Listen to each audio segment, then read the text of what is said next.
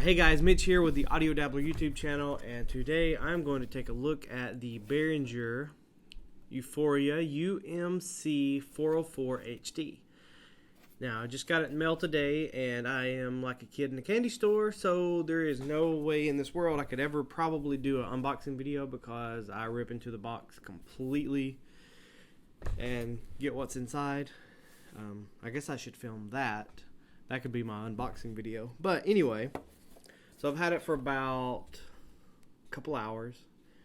Haven't had a whole lot of time to test it, but it's pretty awesome so far. Now, one thing to note is, like, I'm used to my iConnect Audio 4 Plus, which plugs in via lightning cable, and it takes over the volume completely on the iPad. Whereas this relies on the volume, and so in order to hear what's coming out of this, you need to turn the volume up on your iPad. I was running into that issue. It was working on my MacBook, but it wasn't working on my iPad, and I was like freaking out a little bit. But then I remembered, and I turned up the volume, and it's all good. And so just to kind of give you a rundown, it's a 4x4, 4 in, 4 out audio interface. It's got 4 combo jacks, each with pads and instrument line in options and individual gain knobs. Now, the way this kind of works is if you got stuff plugged into 1 and 2, it's going to come out left and right, and so you've got a little mono stereo mix button that will sum everything. If you've got a microphone plugged into the 1 and it's coming out on one side, if you want to hear it out of both sides, then you can just push that button to mono and it'll sum everything up into a mono signal coming out, which is nice. It also allows you to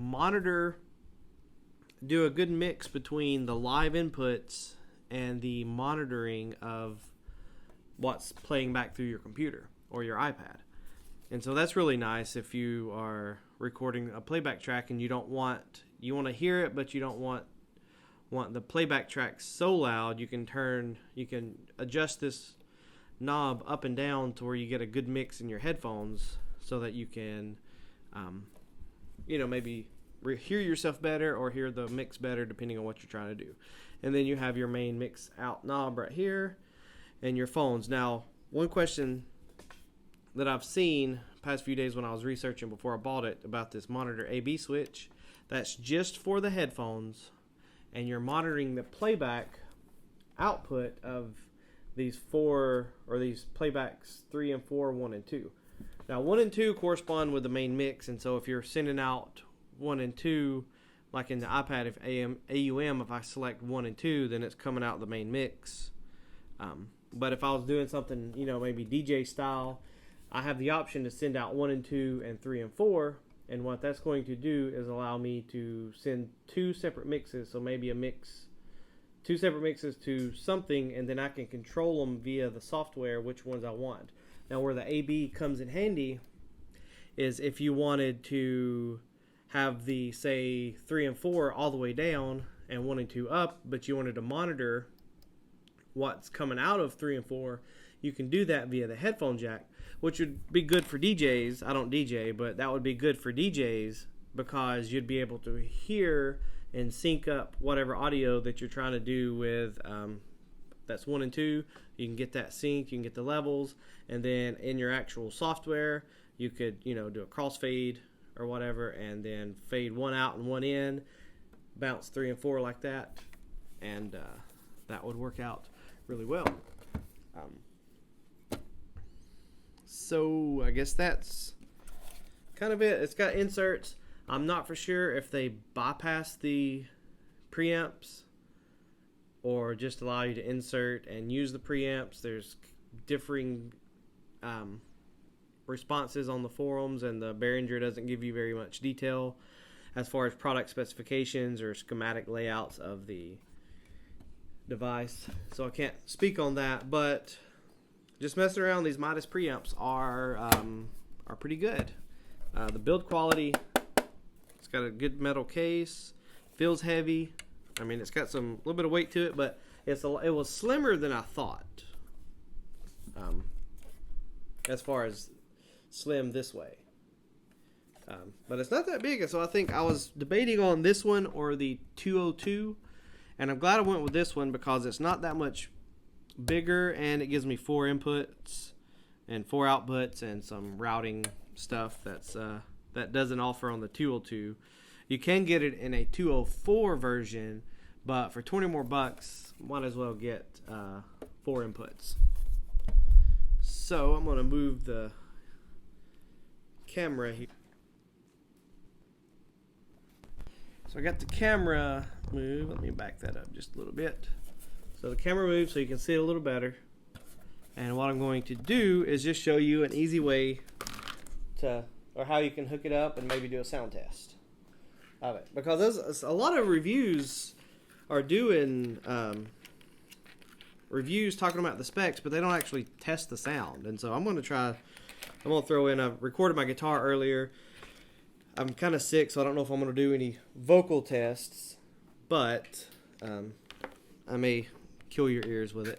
Anyway, so to hook it up to your iPad, which I have right here, I'm using this USB hub. It will work with the power, but you know, if I want to plug in a MIDI controller or something like that. And so I have this nifty little cable here that's got the little barrel connector on one side and the USB on the other, and so that's going to go right into here, and that will plug into my power bank, and that will give power. You can see a little light,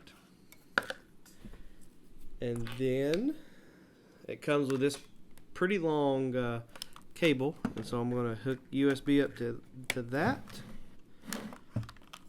And now this battery bank is providing the power needed by the interface. And then I have a nice little camera connection kit with the USB going in and another USB to make sure that my iPad stays good and charged.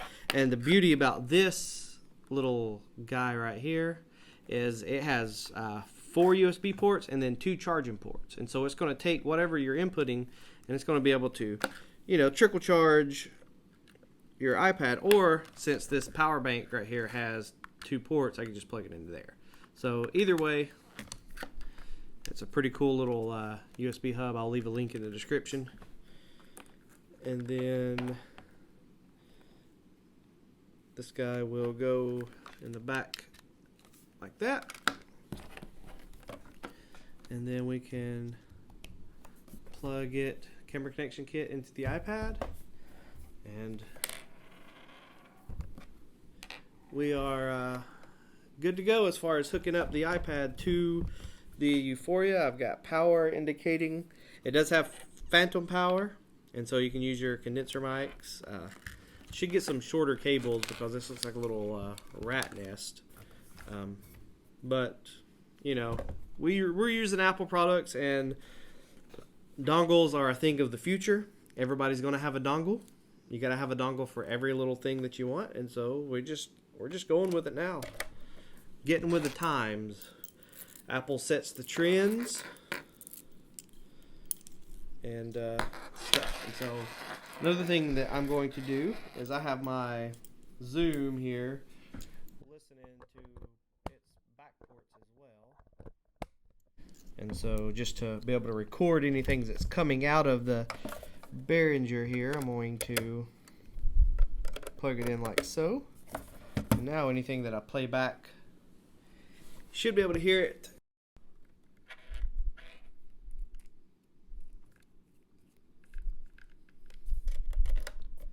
Let's see what I hear. Let's see. Okay, so I can hear that. I can hear it in my headphones. Let me add an effect here in this, like dub station, dub station, dub station. And I'm getting nothing, no delay. Just a dry signal. But if I go into hello, test, test, test, test, test, test. Test, test, test, test, test, test, test, test, test, test, test. Test, test, test, test, test, test, test, test, test, test, test. Maybe. Ooh. See? Man. Why? Man.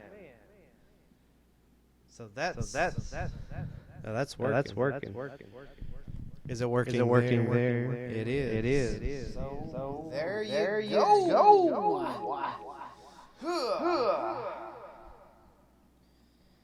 Well, that is balls.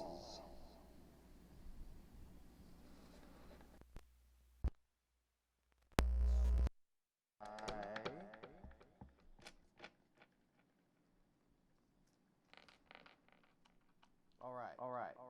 Ooh, there we go. Now I'm getting everything.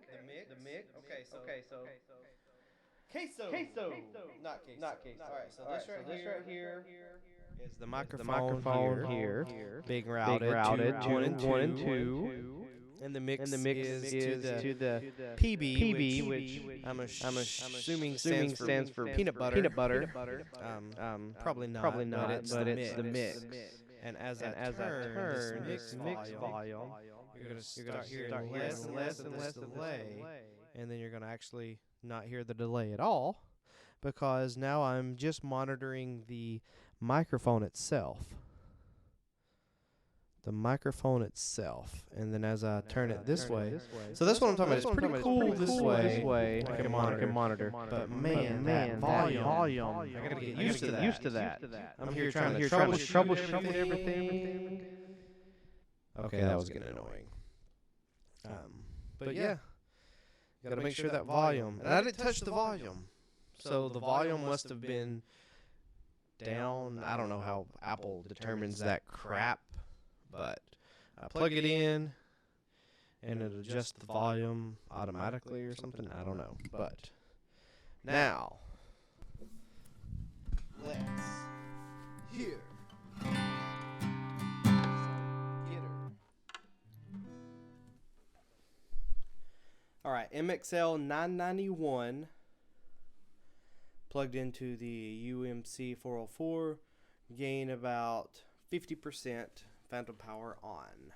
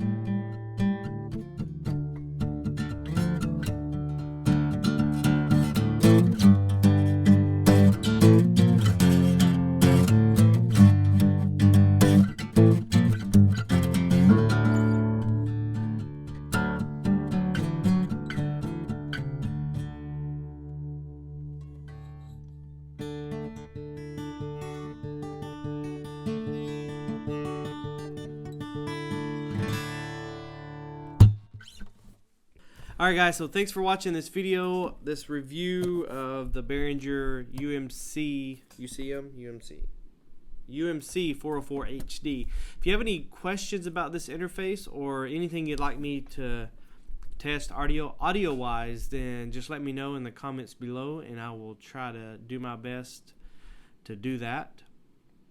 If not, if you like this video, then give it a thumbs up. As always, all applicable links are in the description. PayPal, Patreon, any links down below that are Amazon will be an affiliate link, so I will get a small little portion if you decide to purchase anything. I do have a few things coming up.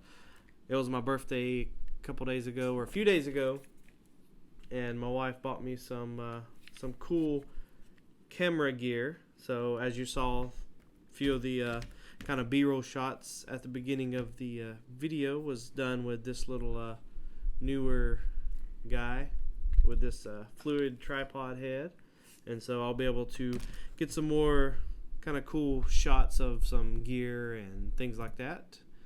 And yeah, so just look for that stuff coming up on the channel at some point. Talk to you guys later.